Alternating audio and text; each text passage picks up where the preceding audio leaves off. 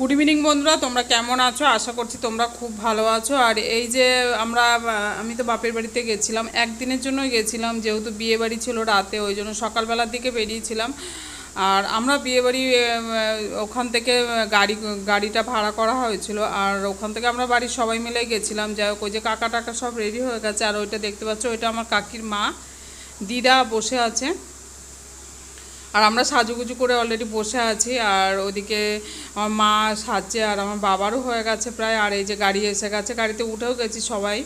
আর অন্বেষা শ্রীজা সামনে বসেছে, আর ওই যে মাঝখানে ওরা চারজন বসেছে, আমার বাবা, কাকা, অমিত আর সঞ্জয়, আর আমরা চারজন, আমার মা, কাকি আর আমরা দুজন, আমরা পিছনে বসেছি। আর বৌদিরা তো চলে গেছে। আর ওখানে গিয়ে বৌদিদের সঙ্গে সবার সঙ্গে দেখা হচ্ছে, আমার দাদা টাদা ওখানেই সব চলে গেছে। আর এই যে সেইভাবে ভিডিওটা করতে পারিনি, অল্প ছোট্ট একটা ভিডিও তোমাদের সঙ্গে শেয়ার করলাম, যেহেতু ওখানে গেলে বা আমার ভাইপো ভাইজিগুলোর জন্য সত্যি নিয়ে ওদের ব্যস্ত হয়ে যায়, তার জন্য আর সেইভাবে ভিডিওটা করা হয় না, কাউকে সাজুগুজু সেইভাবে তুলতে পারিনি।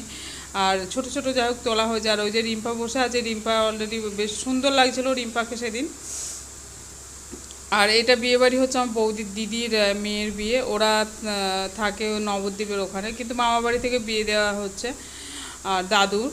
আর ওই যে বর আর পাশে দাঁড়িয়ে আছে নির্বর, এদিকে বিয়ের জন্য সমস্ত কিছু অ্যারেঞ্জমেন্ট করা হচ্ছে। আর ওদিকে বিয়ের লগনটা একটু দেরিতেই ছিল, আর যার জন্য রিম্পাকে তারপরে ঘরে নিয়ে গিয়ে বসানো হয়েছে।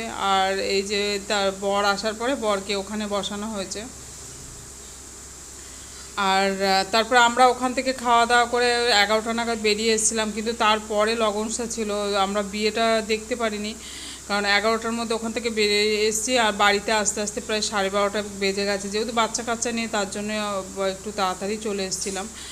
আর এই যে ঘরে আমার বৌদি ওকে মালাটা পরিয়ে দিচ্ছে, এবার বিয়ের ইয়েটা তৈরি হচ্ছে, বিয়ের আসরে যেহেতু বসবে তার জন্য। আর ওই যে আমার বৌদিও সাজছে, আর বৌদিকে সুন্দর লাগছিল। ঠিক আছে তাহলে বন্ধুরা, আজকে এই পর্যন্ত। নতুন একটা ভিডিও নিয়ে অবশ্যই হাজির হব।